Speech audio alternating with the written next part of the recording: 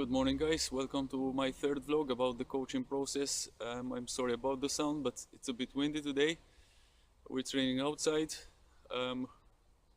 Today we're going to see a discus thrower who's been training with me for almost 7 years, and I have a new hammer thrower, which is her first season training with me. The other girl is a hammer thrower on her third season. Right now we are around mid-competition season. Some competitions have passed, but the main ones are yet to come. So enjoy the session. Working on this vlog gave me the chance to watch myself coach, criticize and reflect upon my performance as a coach, look at my strengths and weaknesses and try to find ways of improving my coaching. I'm going to mention several points which I think are worth discussing for the sake of this reflection. I try to squeeze in a 2-hour long session for you to have an idea of my coaching environment, my athletes and our relationship.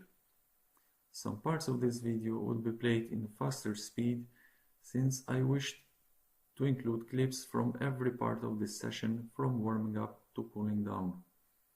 Starting from the warming up, using a modified version of the ramp protocol, which usually takes us around 30 minutes to complete, I observe the physical and mental state of my athletes prior to the start of the main throws session.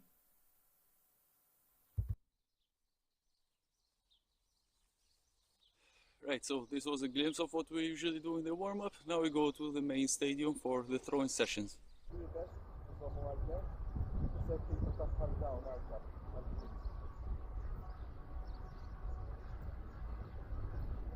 Okay, Yana, just do the turn. Okay, don't throw, do the turn. So, go once around your head and then start turning. Okay, just one turn and keep it in your head. Don't throw it. Okay, and turn. Yes, okay, very good. Now, when you come into that position, you're ready to throw. Instead of throwing, you turn it again around your head, and then do another turn, and again over your head, and another turn, and keep going like this. So start with the very beginning, until you reach the other end. Okay, and go. Over your head, stay there, don't move, over your head, and keep going.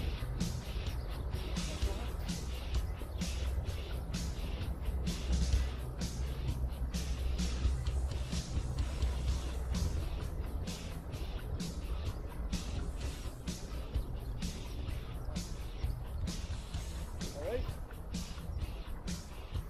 Okay? Let me show you again. So, you start with your feet in this edge. Alright? So, don't go too fast. You can do it slowly. 1, 2, on the third one. Turn. 1, 2, and turn again. Okay. Until you reach the other end. Go slowly. Okay? Slowly and turn. Yes? Okay? Keep turning over your head. More, okay? Yes, okay.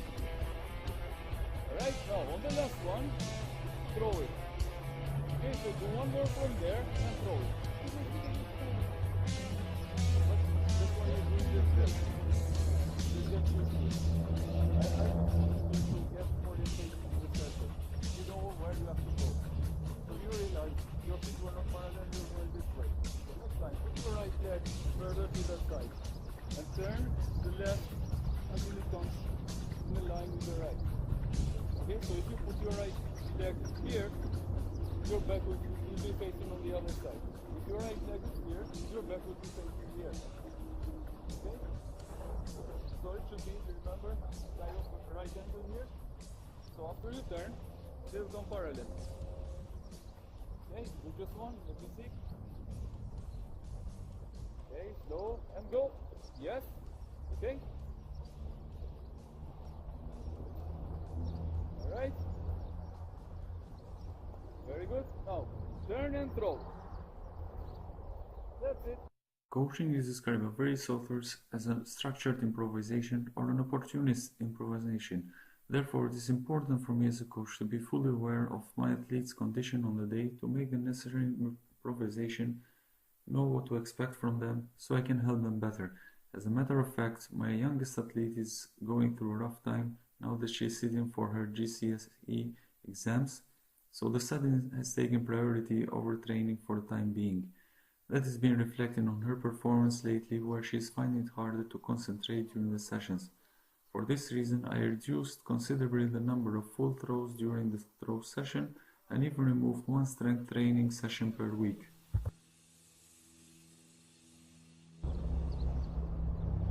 Put down as much as you can, Yana. Okay, long arms, keep them straight. Straight arms. Don't bend your hips. No bend. Okay, yes. And release. Go. All right. Nice.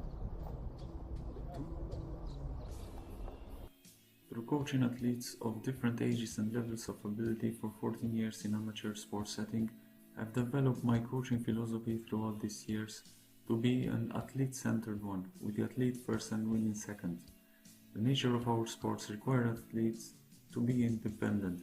For this reason, I try to keep my feedback to a minimum with older and more experienced athletes during the autonomous stage of learning, and I encourage them to try to detect and find out ways to correct their own mistakes. I still do provide adequate amount of feedback and demonstrations to younger athletes during their cognitive stage of learning, allowing them to develop a mental picture of the technique.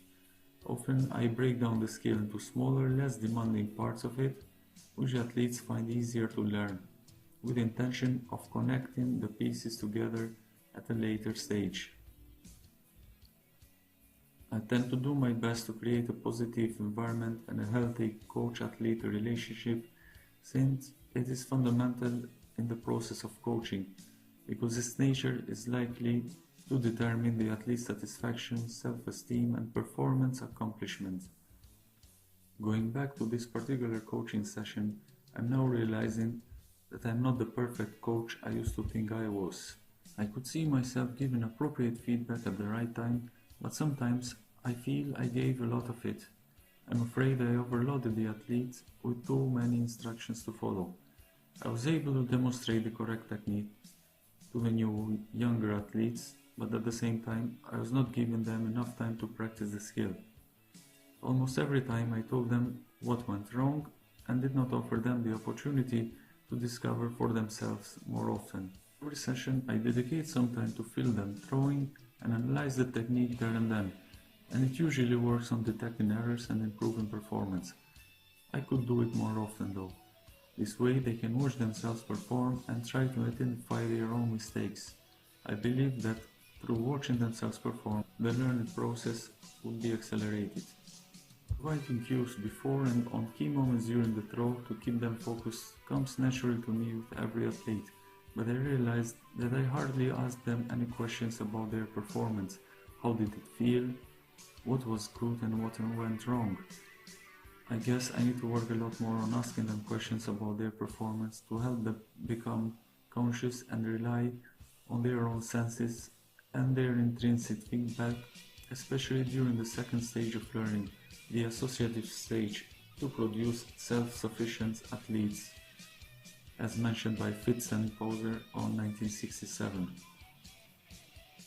But I think there is no one best method for giving instruction, but a mixed one, which includes instructions, analogy teaching, demonstrating, filming, etc., according to the way athletes learn, would be the ideal one. As regards to my coaching style, I would see myself applying a practice style of coaching where I made all the decisions for my athletes and worked with their rate of progress.